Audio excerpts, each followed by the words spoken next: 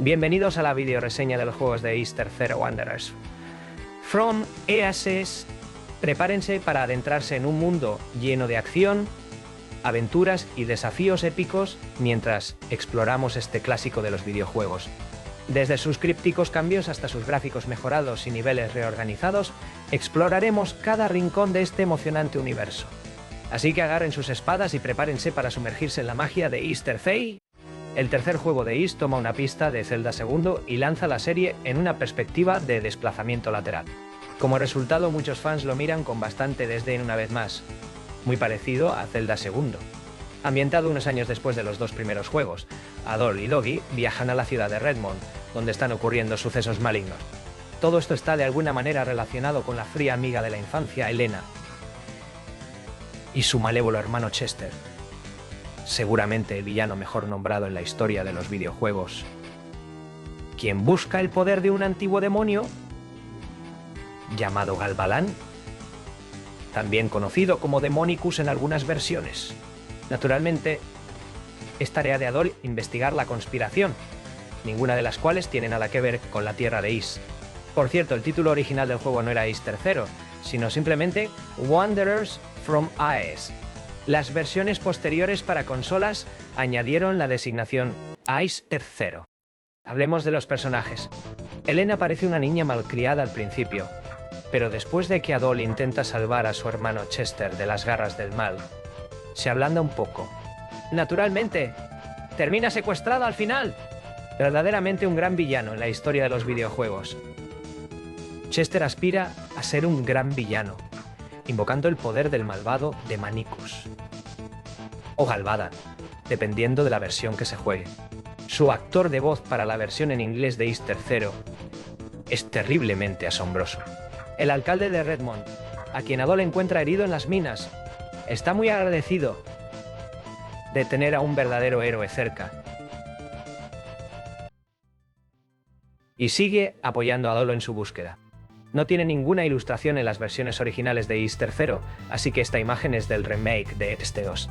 El gobernante de Felghana, conocido por todos como un tirano cruel, así que no sorprende en absoluto que también tenga sus manos en la restauración del gran mal.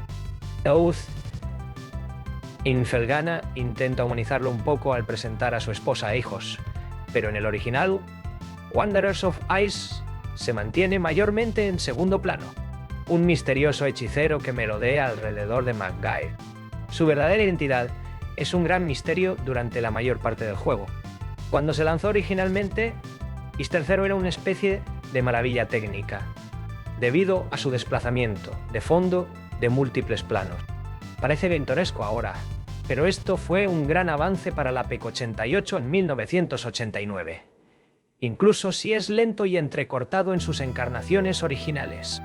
Desde el punto de vista del control, el desplazamiento lateral es un poco incómodo al principio, especialmente al atacar en el aire, pero Adol balancea su espada como una sierra circular, y la alegría de moverse de un lado a otro, cortando enemigos para robar su deliciosa experiencia, todavía se mantiene. Como en los otros juegos, se pasa mucho tiempo nivelando, porque la habilidad no es algo que ganará batallas aquí. No hay magia, pero los anillos están de vuelta con una variedad de efectos: mayor ofensiva, mayor defensa, ralentización del tiempo, etc., aunque solo puedes usarlos por un tiempo limitado que se recarga al matar enemigos. Todavía hay algunos problemas importantes. El mundo abierto ha desaparecido, reemplazado por una pantalla de mapa directa. Como ya no hay ningún campo, cada etapa está precedida por una breve área de entrada, donde Adol puede quedarse y regenerar salud. Los diseños tipo laberinto de los juegos anteriores de Ys han desaparecido por completo. La mayoría de las mazmorras son caminos directos, con una rama ocasionalmente gratificante para explorar.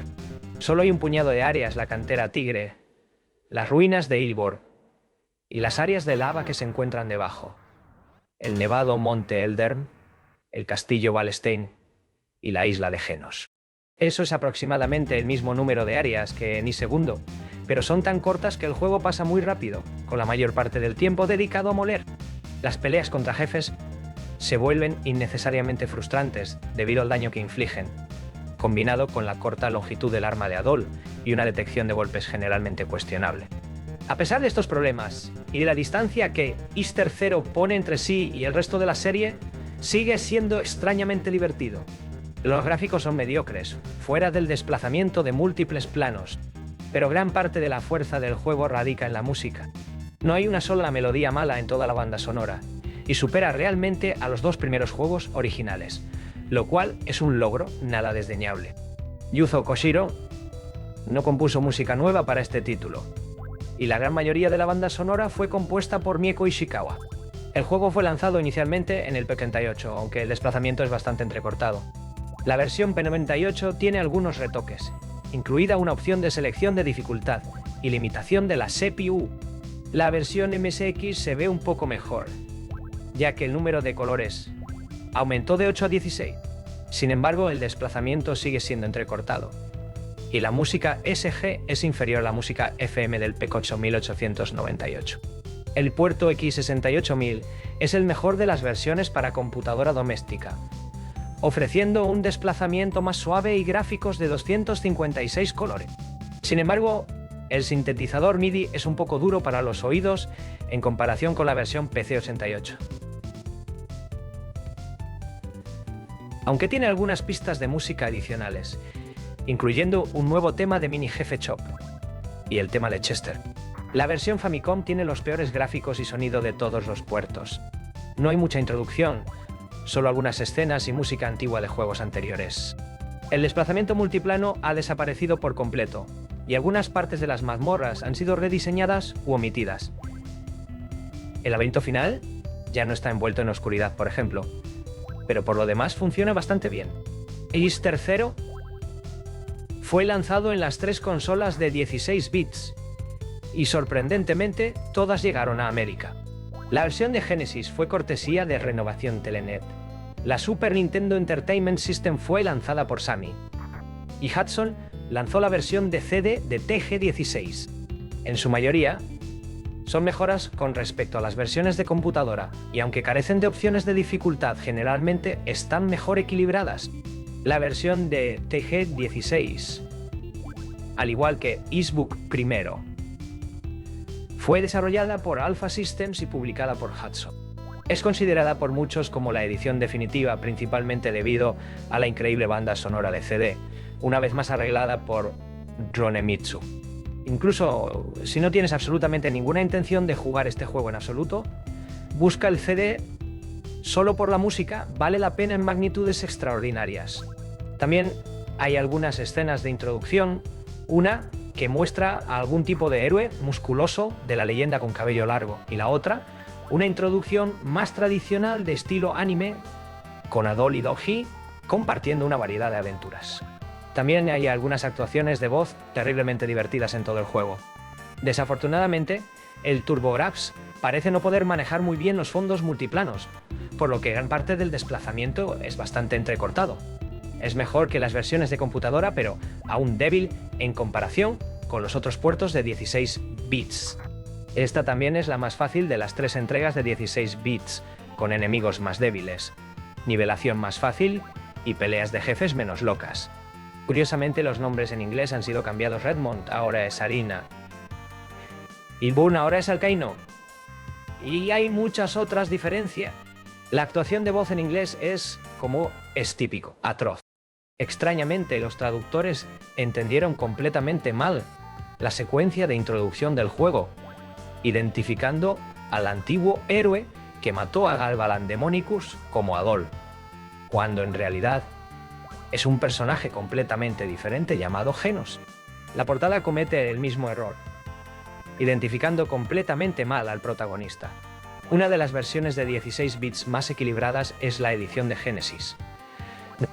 Los colores se han degradado un poco, pero el juego realmente se ejecuta sin problemas, lo que ya lo pone por encima de la versión de TG16.